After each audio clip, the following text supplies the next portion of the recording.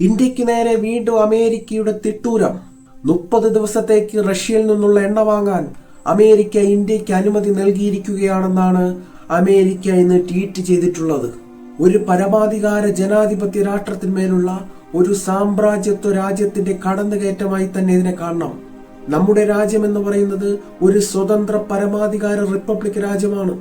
ആ രാജ്യത്തിനോട് നിങ്ങൾ എവിടെ എണ്ണ വാങ്ങണം, എവിടെ എണ്ണ വാങ്ങണ്ട എന്ന് തീരുമാനിക്കുന്നത് ഒരു വൈദേശിക ശക്തിയാണോ? എന്തുകൊണ്ട് കേന്ദ്ര സർക്കാർ ഇതിന് മറുപടി പറയുന്നില്ല എന്നുള്ളതാണ് നമ്മളെ ആശങ്കയിലാഴ്ത്തുന്ന കാര്യം. ഇന്ത്യ മഹാരാജ്യം എന്ന സ്വതന്ത്ര പരമാധികാര റിപ്പബ്ലിക് രാജ്യം തങ്ങൾക്ക് ആവശ്യമുള്ള ഇന്ധനം ഏത് രാജ്യത്ത് നിന്ന് വാങ്ങണമെന്നുള്ള കാര്യം തീരുമാനിക്കേണ്ടത് ആ രാജ്യം തന്നെയാണ്. അവിടെ ഒരു വൈദേശിക ശക്തികളുടെ ഇടപെടലിന്റെ ആവശ്യമില്ല എന്ന് തുറന്നു പറയാൻ എന്തുകൊണ്ട് ഇവിടുത്തെ കേന്ദ്ര സർക്കാർ തയ്യാറാവുന്നില്ല? നമ്മുടെ ഇന്ത്യ മഹാരാജ്യത്തിന്റെ കാര്യങ്ങൾ തീരുമാനിക്കുന്നത് നമ്മുടെ രാജ്യമാണെന്ന് പറയാൻ കഴിയണം. അത് മറ്റൊരു വൈദേശിക ശക്തിയുടെ ഇടപെടൽ കൊണ്ട് നമ്മുടെ രാജ്യം ചെയ്യുന്ന കാര്യമല്ല എന്നുകൂടെ തുറന്നു പറയാൻ കേന്ദ്ര സർക്കാർ തയ്യാറാവുന്നില്ല എന്നുള്ളതാണ് ഏതൊരു ഇന്ത്യക്കാരനെയും നാണിപ്പിക്കുന്ന വിഷയം.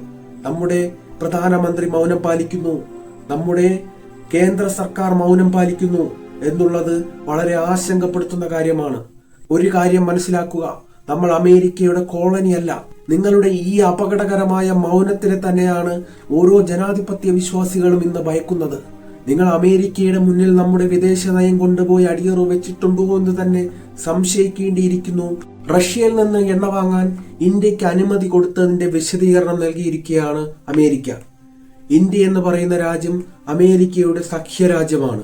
അപ്പോൾ ആ സഖ്യരാജ്യത്ത് ഇന്ധന പ്രതിസന്ധി ഉണ്ടാകാൻ പാടില്ല എന്നുള്ളത് കൊണ്ടാണ് റഷ്യയിൽ നിന്നും എണ്ണ വാങ്ങാൻ വേണ്ടി തങ്ങൾ അനുമതി കൊടുത്തത് എന്നുള്ളതാണ് അവർ ആ ട്വീറ്റിലൂടെ പങ്കുവെക്കുന്നത്. ആ ട്വീറ്റിൽ പറയുന്ന കാര്യം ഇന്ത്യ അമേരിക്കയുടെ സഖ്യരാജ്യമാണെന്നുള്ള കാര്യം പുറത്തു വന്നതിന് ശേഷം ഇന്ത്യ ലോകത്തിന് മുന്നിൽ തന്നെ പ്രതിക്കൂട്ടിലാകുന്ന സ്ഥിതിയിലാണ് നിലവിലുള്ളത്.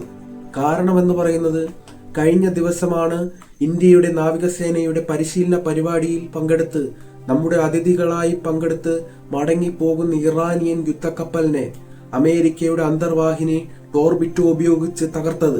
അത് തകർക്കപ്പെട്ടത് ഇന്ത്യയുടെ അതിർത്തിക്കടുത്തുള്ള അന്താരാഷ്ട്ര കപ്പൽ ചാലിലാണ്. ശ്രീലങ്കയുടെ അടുത്താണ് ആ പ്രദേശം.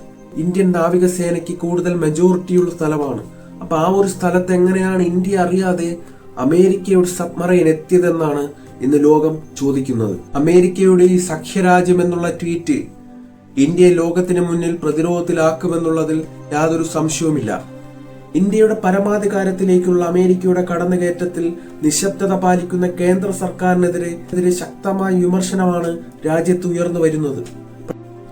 നമ്മൾ എവിടെന്ന് സാധനം വാങ്ങണം, എവിടെന്ന് സാധനം വാങ്ങണ്ടെന്ന് തീരുമാനിക്കാൻ അമേരിക്കയ്ക്ക് ആരാണ് സ്വാതന്ത്ര്യം കൊടുത്തതെന്നാണ് ഈ നാട്ടിലെ പ്രതിപക്ഷം ചോദിക്കുന്നത്.